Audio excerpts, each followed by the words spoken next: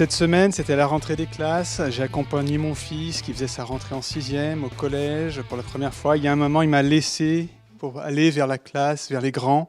Et j'ai ce sentiment-là avec vous aujourd'hui, un petit peu.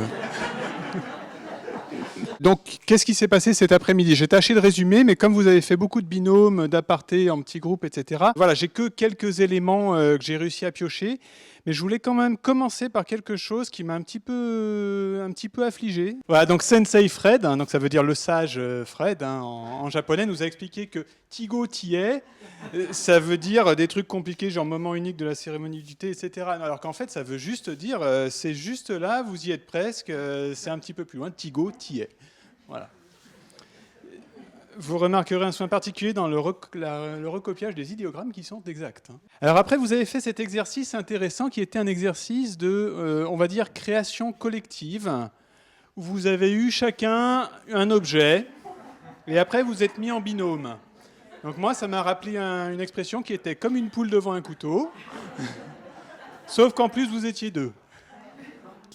La conclusion, c'est que l'intelligence collective, ça marche pas mieux que l'intelligence tout seul. Mais bon. Donc vous avez fait cet exercice intéressant en binôme à nouveau, où vous avez raconté votre parcours. Donc il y avait A qui racontait son parcours. Donc il racontait ça, en gros. Il partait vers des lendemains triomphants dans une aube resplendissante, entraînant derrière lui des troupes enthousiastes, la fleur au fusil. Et B, il écoutait. Voilà. Et puis A, une fois qu'il a fini de chanter et jouer du luth, il a arrêté de parler. Et ensuite, B a reformulé. Donc maintenant, tu dis bonjour aux gens de ton équipe. Ouais, c'est ça. L'important, c'est la concision quand vous reformulez quelque chose.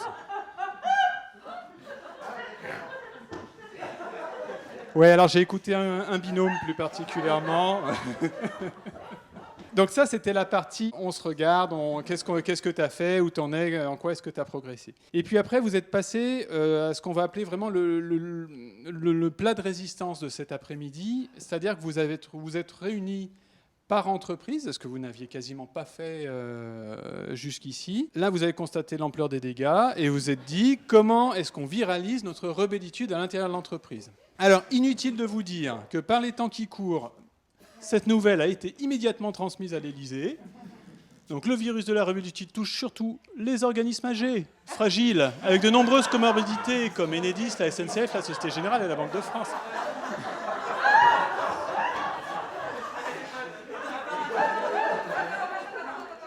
Donc immédiatement, ils auront décidé de reconfiner. Alors, en quoi ça consistait votre tâche dans cet atelier sur comment est-ce qu'on va viraliser notre rebellitude? Ça consistait en ça. Donc, viraliser la culture rebelle chez, pas la SNCF, pas Enedis, pas la Banque de France, pas Le Grand, une entreprise. Donc, avant, c'était comme ça, un truc lourd qui bouge pas, avec des scléroses dans tous les sens. Et après, c'est ça. Vous lui avez collé une corne de licorne sur la tête, et vous lui avez appris à dire « Être meilleur ne s'arrête jamais ». Ça, c'est la mission. Bon, concrètement, comment vous allez faire? L'une des étapes, ça va être d'aller voir vos directeurs, les N+1, la hiérarchie, etc. Et vous allez leur expliquer, avec les copains rebelles, on est arrivé à la conclusion, chef, que c'était vous le problème. Et il a de l'humour, le chef, ça va bien se passer. Et n'oubliez pas la bienveillance, c'est important. Bon, voilà, je voulais pas vous laisser quand même sur une note trop sarcastique, on va dire. Donc je voulais terminer sur ce dessin. Hein. Là, c'est vous. Et ça, c'est les dragons auxquels vous vous attaquez. Les mots en isme qu'on avait vus dès le premier jour. J'ai rajouté l'égoïsme parce qu'on n'en avait pas parlé. Immobilisme, conformisme, le pire de tous, le je m'en foutisme. Donc votre mission, elle est énorme. Vous êtes tout seul à poil sur votre cheval. Des fois, vous êtes plusieurs, mais c'est... Voilà. Vous faites ce que vous voulez. Donc c'est une sacrée mission. L'important, c'est que vous êtes à cheval et que vous êtes en train d'y aller. Le management rebelle, c'est comme le bifidus actif. Ce qu'il fait à l'intérieur se voit à l'extérieur.